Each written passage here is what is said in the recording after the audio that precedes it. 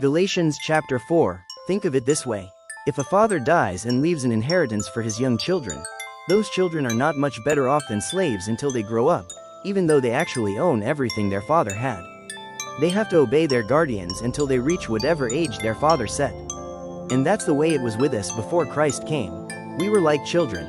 We were slaves to the basic spiritual principles of this world. But when the right time came, God sent his Son, born of a woman, subject to the law. God sent him to buy freedom for us who were slaves to the law, so that he could adopt us as his very own children. And because we are his children, God has sent the Spirit of his Son into our hearts, prompting us to call out, Abba, Father. Now you are no longer a slave but God's own child. And since you are his child, God has made you his heir. Paul's concern for the Galatians: before you Gentiles knew God, you were slaves to so-called gods that do not even exist. So now that you know God, or should I say, now that God knows you, why do you want to go back again and become slaves once more to the weak and useless spiritual principles of this world? You are trying to earn favor with God by observing certain days or months or seasons or years. I fear for you. Perhaps all my hard work with you was for nothing. Dear brothers and sisters, I plead with you to live as I do in freedom from these things, for I have become like you Gentiles, free from those laws. You did not mistreat me when I first preached to you. Surely you remember that I was sick when I first brought you the good news. But even though my condition tempted you to reject me, you did not despise me or turn me away. No, you took me in and cared for me as though I were an angel from God or even Christ Jesus himself. Where is that joyful and grateful spirit you felt then? I am sure you would have taken out your own eyes and given them to me if it had been possible. Have I now become your enemy because I am telling you the truth? Those false teachers are so eager to win your favor, but their intentions are not good. They are trying to shut you off from me so that you will pay attention only to them. If someone is eager to do good things for you, that's all right, but let them do it all the time, not just when I'm with you.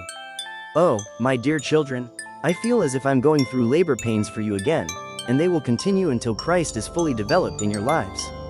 I wish I were with you right now so I could change my tone. But at this distance I don't know how else to help you. Abraham's 2 children, tell me, you who want to live under the law, do you know what the law actually says? The scriptures say that Abraham had 2 sons, one from his slave wife and one from his freeborn wife. The son of the slave wife was born in a human attempt to bring about the fulfillment of God's promise. But the son of the freeborn wife was born as God's own fulfillment of his promise. These 2 women serve as an illustration of God's 2 covenants. The first woman, Hagar, represents Mount Sinai where people received the law that enslaved them.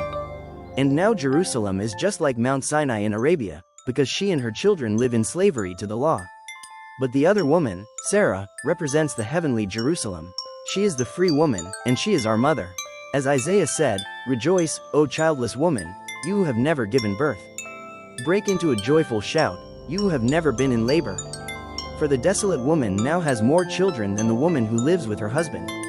And you, dear brothers and sisters, are children of the promise, just like Isaac. But you are now being persecuted by those who want you to keep the law, just as Ishmael, the child born by human effort, persecuted Isaac, the child born by the power of the Spirit. But what do the scriptures say about that? Get rid of the slave and her son, for the son of the slave woman will not share the inheritance with the free woman's son.